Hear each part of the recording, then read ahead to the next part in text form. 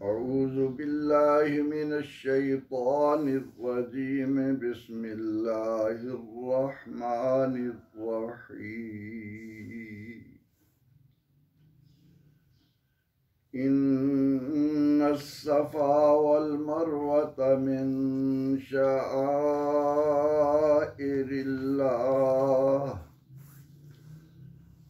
वमन हज्जल बैता अव इतमर फला जुनाह अलैहि अन यत्तवफ बिहिमा वमन ततव्वअ खैरन फ़इन्नल्लाह शाकिरुन अलीम। सदक़ल्लाहुल अज़ीम। नाज़रीन व सामीन मोहतरम, सूरह अल-बक़रा की आया नंबर 158 इससे कबल तिलावत भी की जा चुकी, इसके कलिमात के मानी भी वाज़े कर दिए गए और इस आया करीमा की तशरीह में चंद बातें इससे कबल अर्ज की जा चुकी हैं। आज इस आया मुबारका की रोशनी में चंद मज़ीद बातें जो आप तक पहुँचाना चाहता हूँ उनको ज़हन नशीन करना है। आपने देखा कि परवरदिगार आलमीन अपने बंदों को सब्र पर कितना खूबसूरत अजर अता करता है। इरशाद ये हुआ कि बश्शिरिस साबिरीन, सब्र करने वालों को खुशखबरी सुना दो। और उस खुशखबरी की पहली झलक इस आया करीमा में कुरान करीम के पढ़ने वालों को, इस किताब इनकलाब से ताल्लुक़ पैदा करने वालों को बता दी गई है कि सैयदा हाजरा सलामुल्लाह अलैहा, उन्होंने अल्लाह की रज़ा की खातिर सब्र किया और परवरदिगार आलमीन ने उन्हें इस सब्र का ये खूबसूरत सिला अता किया कि क़यामत तक उनके कदमों से लगने वाली जगहों को ये अज़मत अता कर दी कि क़यामत तक जो अहले ईमान हज और उम्रा करते रहेंगे वो यहाँ सही करते हुए इस बात को अपने दिलो दिमाग में जगह देते रहेंगे कि वाह, सब्र का क्या ही मीठा फल है। आज जो बात इस आया करीमा की रोशनी में आप तक पहुंचाना चाहता हूं वो ये कि परवरदिगार आलमीन अपने बंदों से बेहद प्यार करता है और उसका जो बंदा उसकी मोहब्बत और उसकी रज़ा की खातिर उसके हुक्म के आगे गर्दन झुकाता है और हकीकी मानों में अपने अल्लाह का कुर्ब पा लेता है, अल्लाह जल्ला मजदहू अपने उस प्यारे बंदे से निस्बत रखने वाली एक एक चीज को अपने यहाँ ऐसी कद्र व मंज़िलत अता करता है कि उन्हें रहती दुनिया तक यादगार के तौर पर औलाद आदम को अता कर देता है। और ये सिलसिला सैयदना आदम अलैहिस्सलाम से ही शुरू हुआ। हजरत आदम अलैहिस्सलाम दुनिया में आए और अल्लाह की रज़ा की खातिर सब्र करते हुए जन्नत से निकाले जाने पर तौबा व इस्तग़फ़ार करते हुए जब जबल रहमत पर पहुंचे तो अल्लाह ने न सिर्फ ये कि उनकी तौबा को कबूल किया बल्कि उनके कदमों से लगने वाली उस जबल रहमत को क्या अज़मत अता कर दी। ये इस बात की तरफ इशारा है कि ए बंदे, जब तू अपने आप को पहचानता है और अपने रब से अपने ताल्लुक को मजबूत करता है तो तू कभी फानी नहीं होता। आज अगर कोई कलमा पढ़ने वाला 9 ज़िलहज को अरफात के वकूफ के लिए चला जाए, उसके चंद लम्हे अरफात में गुजर जाए 9 ज़िलहज को, तो अल्लाह करीम उसका हज कबूल भी करता है और उसको ये इनाम देता है कि वो गुनाहों से इस तरह पाक और साफ हो गया गोया कि वो आज इस दुनिया में आया है। ये आगाज है जमीन पर इंसान के अल्लाह का नायब होने का। अल्लाह ताला ने करमना बनी आदम के ताज से जो हमें नवाजा है, उसका एक सिला उसने ये भी रखा कि तुम मेरे हो जाओ, जो जो चीज तुमसे निस्बत करे रखेगी, निस्बत पाएगी, उसको मैं हयात जावेदा अता करूंगा। अब सैयदना हजरत हाजरा सलामुल्लाह अलैहा को अल्लाह ने यह अजर अता कर दिया कि सफ़ा और मरवा जो हजरत हव्वा के कदमों से लगे, उन पहाड़ियों को अल्लाह ने अपनी निशानी देकर उन्हें शाआइरिल्लाह फरमाकर दूसरे मकाम पर कुरान के कारी को हुक्म दिया कि वमन युअज़्ज़िम शाआइरल्लाह फ़इन्नहा मिन तक़वल क़ुलूब। जो अल्लाह के शायर की ताज़ीम बजा लाएगा,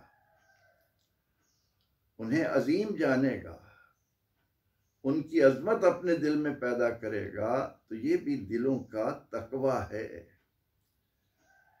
हमने सिर्फ अपने रब का हुक्म मानना है। इस बात की तरफ ध्यान न दें कौन क्या कह रहा है।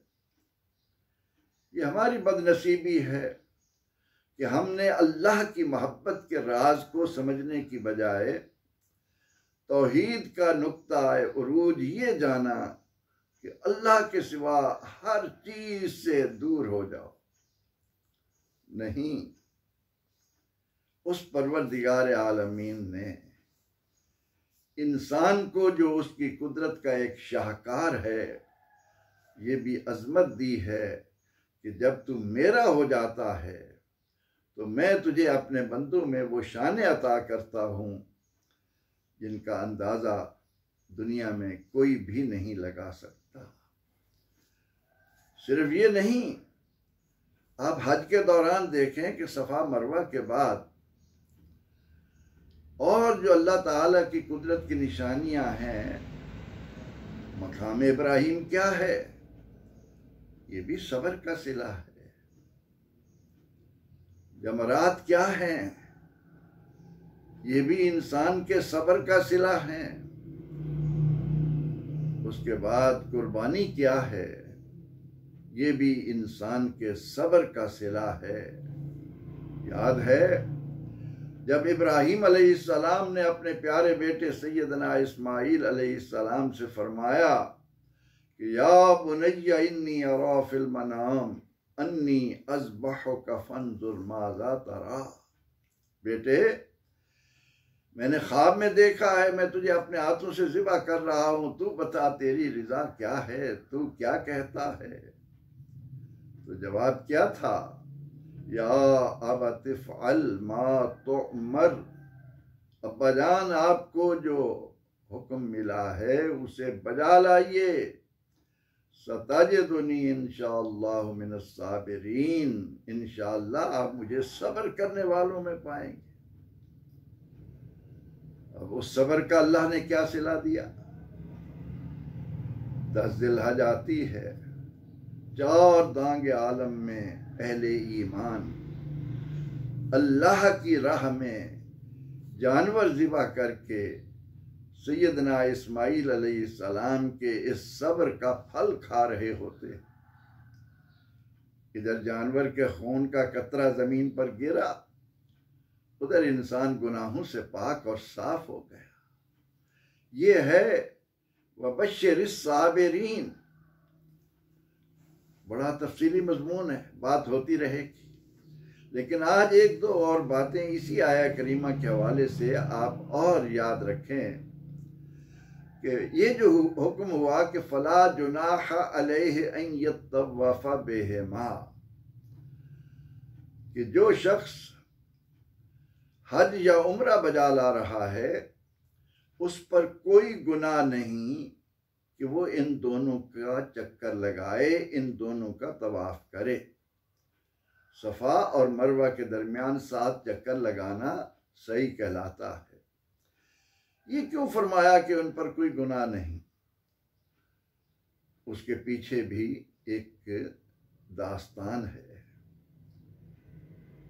एक वाक़या है, एक निशानी है।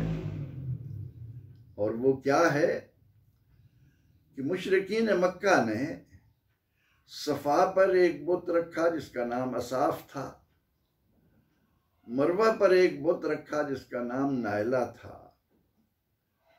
और ज़माना जाहिलियत में जब वो तवाफ करते तो ताज़ीमन इन बुतों पर हाथ फेर कर इनकी ताज़ीम बजा लाते। अल्लाह करीम ने बुतों के साथ इंसान के ताल्लुक को मुनक़ते किया। ये जो तुमने बेजान मूर्तियां बनाकर उनको अल्लाह वाले माज़अल्लाह इख्तियारात दे रखे हैं, ये सरीहन शिर्क हैं। इनकी इस्लाम में किसी तरह से कोई गुंजाइश नहीं। अब असाफ और नायला क्या है? ज़माना जाहिलियत में जो हला ने अपने तौर पर एक रस्म बना ली कि हमारा वो लिबास जिसको पहनकर हम गुनाह करते हैं, क्या वो लिबास पहनकर हम अल्लाह के घर चले जाएं? अलियाज़ु बिल्लाह उन्होंने अपने आप को बड़ा साफ और पाक बनाने के लिए अपने आप को लिबास से बेनियाज कर लिया। उरियां खाना काबा का तवाफ करने लगे, बेलिबास होकर चक्कर लगाने लगे। मर्द और औरतें इकट्ठे तवाफ करते थे, करते हैं, करते रहेंगे। अब उसमें असाफ और नायला, असाफ मर्द का नाम है, नायला औरत का नाम है। शैतान ने उन्हें वर्गलाया और उन्होंने वो हराम फेल जिससे अल्लाह कुरान करीम में बार बार इंसान को मना कर रहा है, उसका इर्तिकाब किया। अल्लाह के इस हुक्म की सरताबी की सजा में वो दोनों मर्द और औरत पत्थर बना दिए गए। कुछ अरसे तक तो मक्के वाले या जो भी लोग तवाफ के लिए आते थे वो उनसे इबरत पकड़ते रहे, और वक्त गुजरने के साथ साथ उन्होंने इनको उठाकर सफ़ा और मरवा पर रखा और फिर इनकी ताज़ीम लाना शुरू कर दी, ताज़ीम बजा लाने लगे। परवरदिगार आलमीन ने अपने बंदे को अपना बनाया है, उसे अपने साथ ताल्लुक मजबूत बनाने की। और जब कोई बंदा अल्लाह से अपने ताल्लुक को मजबूत बनाता है तो उसको जो शाने और अज़मतें मिलती हैं उनकी वजह से अल्लाह क़यामत तक आने वाले लोगों के दिलों में उनकी मोहब्बत डालता है। और उस मोहब्बत का समर ये है कि इंसान अल्लाह के उन नेक बंदों के साथ अल्लाह के उस इनाम को देखकर अपने अंदर ये जज्बा पैदा करे कि मैं भी अल्लाह के इन बंदों की तरह अपने रब को राज़ी करूं, उसका कुर्ब पाऊं, ना कि उस बंदे को माज़अल्लाह अल्लाह का दर्जा देना शुरू कर, उसके बारे में वो नज़रियात अपने अंदर पैदा करने की कोशिश करे जो अल्लाह के लिए मुख्तस है। उनकी ताज़ीम बजा लाना, उनका एहतराम करना, उनके लिए दिल में एक मोहब्बत रखना वो एक अलग चीज है, लेकिन उन्हें ये कुदरत दे देना कि वो हमारे गुनाह बख्श सकते हैं, हमें औलाद दे सकते हैं, हमें रिज्क देने पर कादिर हैं, ये नजरिया मुशरिकाना है। इसकी न कभी किसी ने तालीम दी, न कभी कोई देगा। वो तो ये है कि जहां ये आराम फरमा है वहां जाकर आप अल्लाह की रहमत से अपना दामन भरें, अल्लाह के हुजूर उनका वसीला पेश करें, ना कि ये कहें कि ए अल्लाह के बंदे तू मुझे औलाद दे, तू मुझे ये कर, तू मेरे साथ ये बर्ताव कर। ए अल्लाह अपने इस प्यारे बंदे का सदका हम पर रहमतों का नुज़ूल फरमा। ए अल्लाह अपने इस प्यारे बंदे के साथ जो तेरा प्यार है उसके सदके में हमारी मुश्किलात आसान कर। बहर कैफ जब मुशरिकीन ने ये काम शुरू कर दिया और उसके बाद जब इस्लाम आया और इस्लाम ने इस चीज से रोका कि ये बुत जिन्हें तुमने अपने हाथों से वज़ा किया है, जो अल्लाह की अजाब और उसकी सजा के पस मंजर में ये बुत बना दिए गए हैं, इनके करीब भी न जाओ। हम पहले ईमान को उनसे घिन आने लगी। अब वो ये समझने लगे कि तवाफ करते हुए इनके करीब से गुजरना भी है या नहीं, या ये पहाड़ियां इन पर ये बुत रखे गए थे बाद में हटा दिए गए, तो हमने यहाँ तवाफ भी करना है या नहीं। तो इसलिए इस आया करीमा में अहले ईमान को हुक्म दिया गया कि वो मुशरिकीन का मुशरिकाना फेल था, बुत उन्होंने रखे, उसकी ताजीम बजा लाते रहे। ये मामला तो उन्होंने अल्लाह के घर के साथ भी कर रखा था। उन्होंने अल्लाह के घर में 360 बुत, 360 ऐसा नजस बना रखा था। तो अब क्या खाना काबा का तवाफ ना करें? अल्लाह रब्बुल इज़्ज़त का हुक्म मानना है। इसलिए इस आया करीमा में यह आया कि फला जुनाह अलैहि अन यतवफ़ बिहिमा। उसके बाद जो दूसरी चीज इस आया करीमा की रोशनी में हमें याद रखना है वो ये कि इरशाद हुआ मन ततव्वा खैरन फ़इन्नल्लाह शाकिरुन अलीम। अल्लाह ने नेकी की राहें मसदूद नहीं की। अल्लाह ने बंदे पर कहीं भी ये लाजिम करार नहीं दिया कि मैंने तुझ पर 5 नमाजें फर्ज की हैं, अब इसके अलावा अगर तू जायद नमाजें पढ़ेगा तो मैं तुझे सजा दूंगा। या ये कि मैंने तुझ पर माल की ज़कात साल में एक बार फर्ज की है, इस ज़कात के अलावा अगर तू माल मेरी राह में खर्च करेगा तो मैं तुझे सजा दूंगा। नहीं,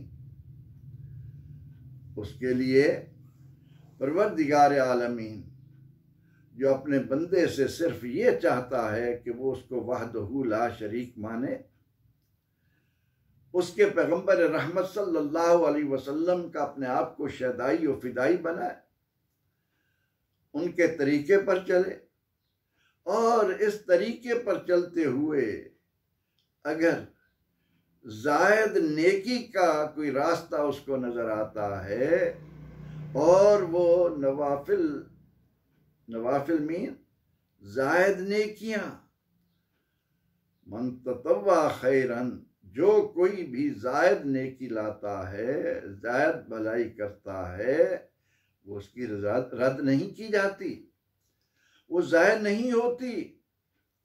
फ़इन्नल्लाह शाकिरुन अलीम, अल्लाह कदरदान है, वो बंदे की नीयत को जानता है। इस आया करीमा ने अहले ईमान के लिए भलाई की जो जो सूरत भी क़यामत तक मुसलमान के सामने आए उसको जायज़ रखा है। मिसाल के तौर पर 5 रातें अल्लाह ने मुअज़्ज़ज़ बनाई, मोहतरम बनाई। अब उन रातों के अलावा किसी रात में अगर कोई बंदा नवाफिल अदा करे तो उसको मना नहीं है। उसको आप ये नहीं कहेंगे कि ये एक नेकी ज़ायद तुम क्यों कर रहे हो, और उसके लिए इस बात को दलील बना लेना कि ये दीन में माज़अल्लाह नई चीज है। नहीं, दीन में नई वो चीज जो शरीयत मुतहरा के खिलाफ हो, जो मुआशरे में खराबी लाती हो, जो अखलाक को बर्बाद करने का सबब बनती हो, जो इंसानों के अंदर फसाद और इंतशार को हवा देती हो। वरना भलाई के जो भी रास्ते नजर आए, जो भी तरीक़ेकार हो, उसको अमल में लाना ये बिदअत के शुमार में नहीं आता। और फिर ये कि हमारे वो मुबल्लिगीन इस्लाम जो हजूर अलैहिस्सलाम के इस इरशाद मुबारक को कि कुल्लु बिदअतिन दलाला, हर दीन में नई चीज गुमराही है, इसको दलील बनाकर लोगों को नेकियों से रोकते रहते हैं। उन्हें याद रखना चाहिए कि जिस तरह कुरान पाक को 30 पारों की रोशनी में हमने देखना है, इसी तरह रसूल अकरम रहमत आलम सल्लल्लाहु अलैहि वसल्लम के इरशाद को भी आपके दीगर इरशादात की रोशनी में भी देखना है। अब जहां हम नबी अकरम रहमत आलम सल्लल्लाहु अलैहि वसल्लम के इस इरशाद की रोशनी में कि मन अहदस फी अम्रिना हाज़ा मा लैसा मिन्हु फहुव रद्दुन, कि जो कोई इस दीन में ऐसी बात लाया जिस पर मेरा हुक्म नहीं है, वो रद्द कर देने के काबिल है, वो बिदअत है और हर बिदअत गुमराही है। इस इरशाद को हमने याद रखा और इसकी रोशनी में हमने अहले ईमान को जो वो भलाई के काम ज्यादा करते हैं उनसे भी रोकना शुरू कर दिया, उसको भी बिदअत में ले आए। अब बिदअत का लफ्ज तो शरीयत मुतहरा में 2 मानों में इस्तेमाल होता है, बिदअत हसना और बिदअत सय्यआ।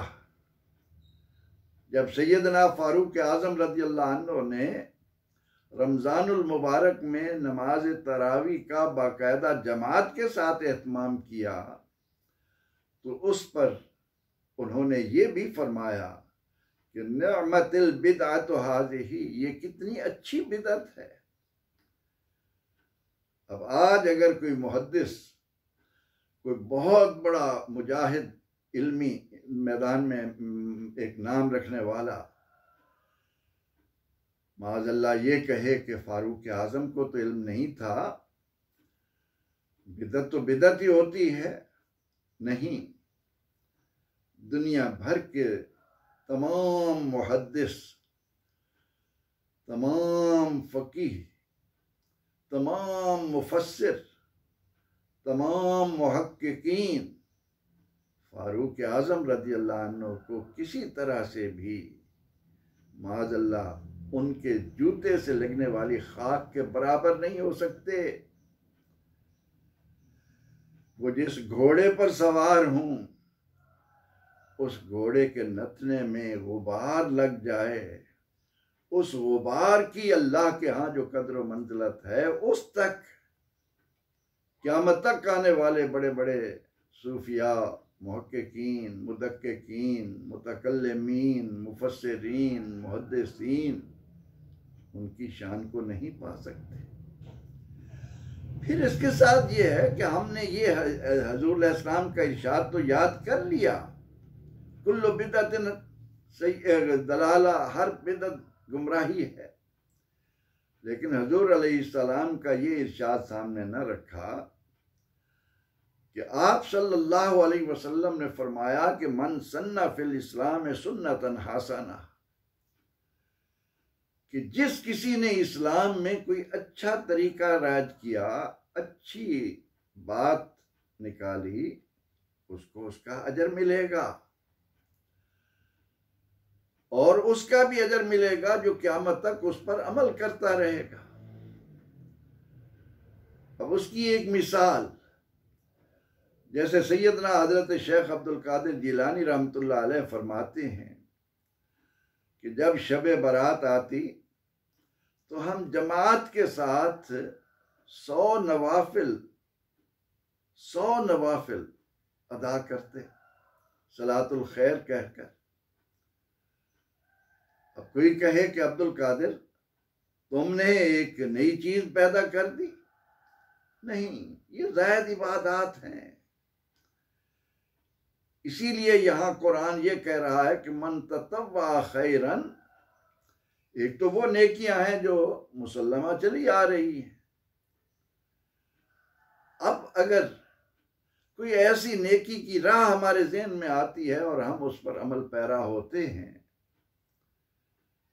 उसको अमली जामा पहनाते हैं और उससे मुआशरे के अंदर भलाइयाँ पैदा होती हैं, लोगों के अंदर प्यार और मोहब्बत बढ़ता है, तो उससे मना करने की किसी को इजाज़त नहीं। वो एक ज़ायद नेकी है और अल्लाह फरमा रहा है कि जो कोई भी कोई ज़ायद नेकी लाएगा अल्लाह उसकी कदर करेगा। वो कदरदान है और वो अलीम है, वो नियतों को जानता है।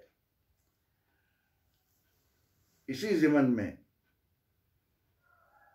अल्लाह का शुक्र अदा करते हुए आपको एक बात बताता हूँ कि 2006 में हज के दौरान मक्का मुकरमा में जब मस्जिद तबेशी के पास हमारे मकतब में रिहाइश थी,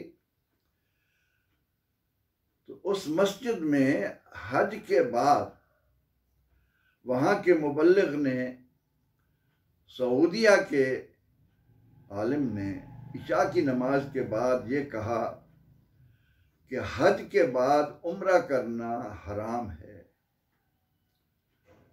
अब हमारे पाकिस्तानी भाई वहां मौजूद थे,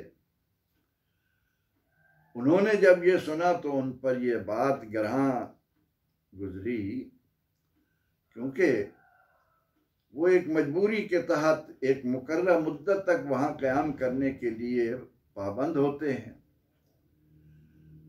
अब जब उन्होंने ये सुना तो यकीन जानिए कि उनमें से कुछ लोग रोते हुए मेरे पास आए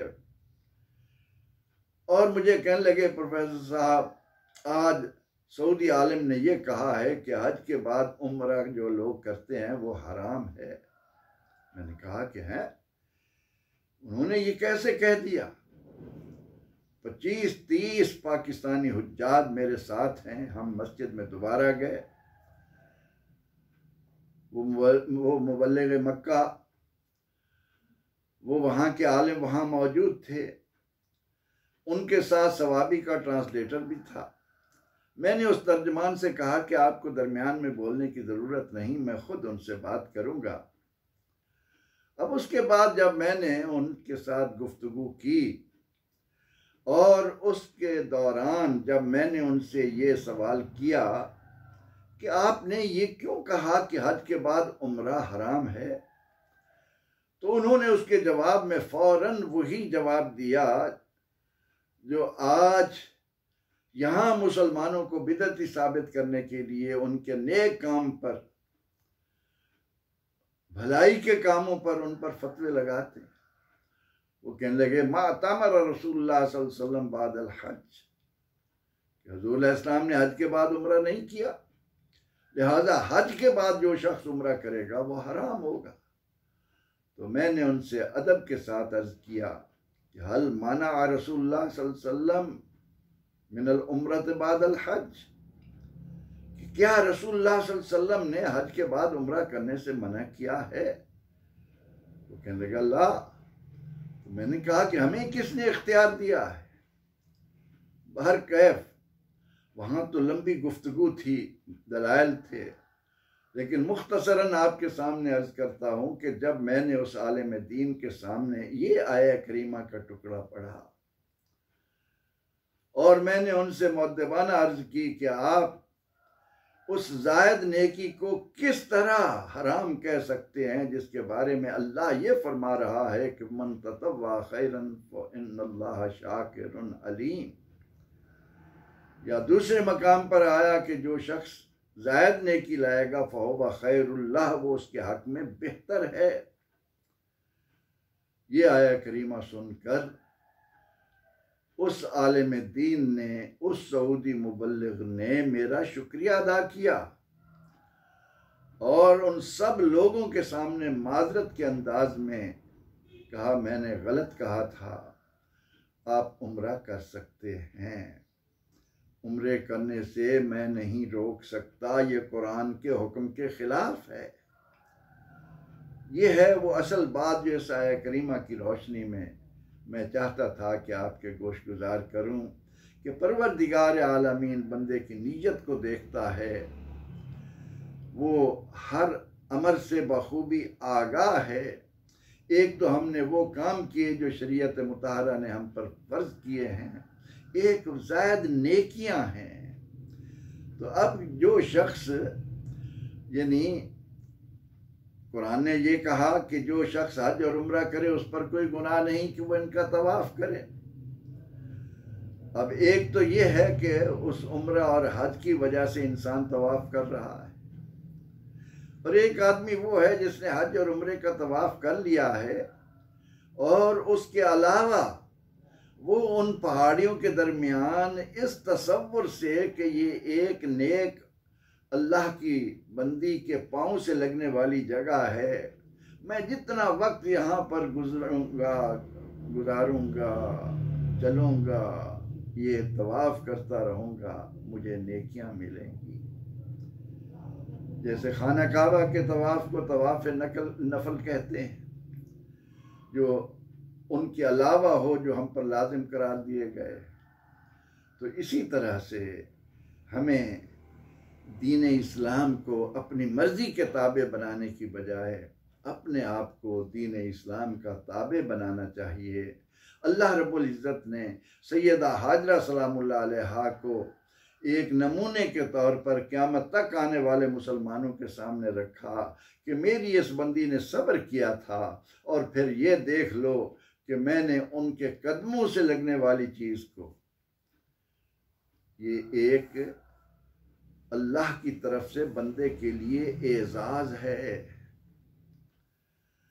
और इस एजाज़ को कुरून ऊला के मुसलमानों में अगर आप तलाश करेंगे तो आप हैरत ज़दा रह जाएंगे कि हमारे असलाफ अल्लाह के नेक बंदों से लगने वाली चीज़ों को कितनी अहमियत देते थे, उनकी किस तरह से दिल में एहतराम और ताज़ीम बजा लाते थे, क्योंकि उन्हें मालूम है कि अल्लाह के नेक बंदे के साथ जो चीज़ मंसूब हो जाती है वो शाआइर अल्लाह बन जाती है, और जो शाआइर अल्लाह हों उनके लिए खुद कुरान कह रहा है कि वमन युअज़्ज़िम शाआइर अल्लाह फ़इन्नहा मिन तक़वल क़ुलूब, जो अल्लाह की शायर की ताज़ीम बजा लाएगा ये दिलों का तकवा है, ये अल्लाह के यहाँ कदर व मंज़िलत वाली चीज़ है।